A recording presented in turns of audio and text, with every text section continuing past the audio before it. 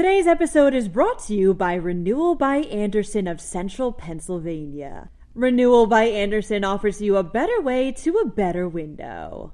Go to RBACentralPADeals.com for this month's specials. An Ohio man stole an ambulance while intoxicated in Pittsburgh. Meanwhile, one university is cutting tuition prices for out-of-state undergrads. A number of Bucks County EMS squads are getting help with a $5.5 million boost. And if you're looking to catch a glimpse of Santa's sleigh, here's where you can go. I'm Claudia Dimuro, and you're listening to Today in PA. Paramedics were handling a medical call in Pittsburgh's Mount Washington neighborhood on Friday when their ambulance got stolen, reports the Tribune Review. It was 4:30 in the morning when the paramedics treated the patient, only to find their vehicle had disappeared. Police managed to track the vehicle over 20 miles away, where it was eventually stopped by troopers via spiked streams in Beaver County. The thief, 32-year-old Ohio resident Vincent Serbasic, was reportedly intoxicated during the incident. He was arrested and now faces charges such as driving under the influence, receiving stolen property, and fleeing from police. Indiana University of Pennsylvania will cut tuition by 20% for full-time out-of-state undergrads, reports the Tribune Review. Starting next year, the school intends to switch to a flat rate instead of a per-credit one for these students.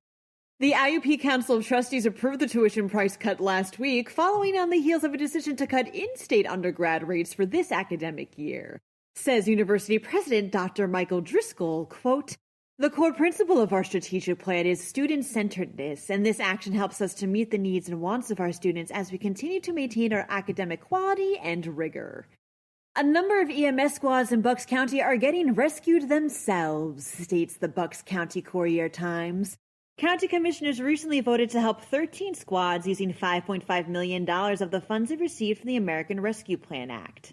This money will go towards retention and recruitment, as these squads are currently suffering from staffing issues, as well as educational support for current members. Says Evan Resnikoff, president of the Emergency Medical Service Chiefs Association and chief of the Newton Ambulance Squad, quote, "This funding is going to help prevent what could be a wider public health emergency."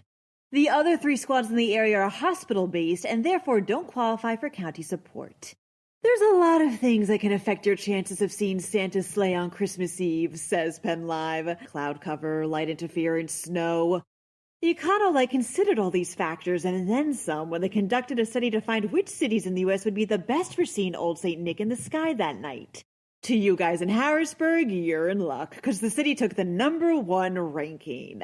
Pittsburgh, too, is apparently another sweet spot, as it sits pretty in the 5th overall ranking.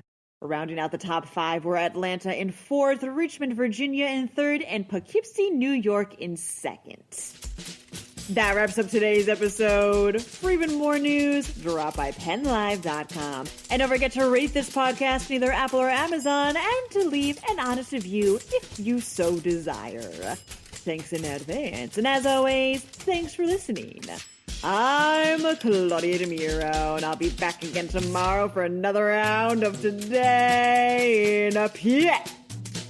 Today's episode is brought to you by Renewal by Andersen of Central Pennsylvania. Renewal by Andersen offers you a better way to a better window.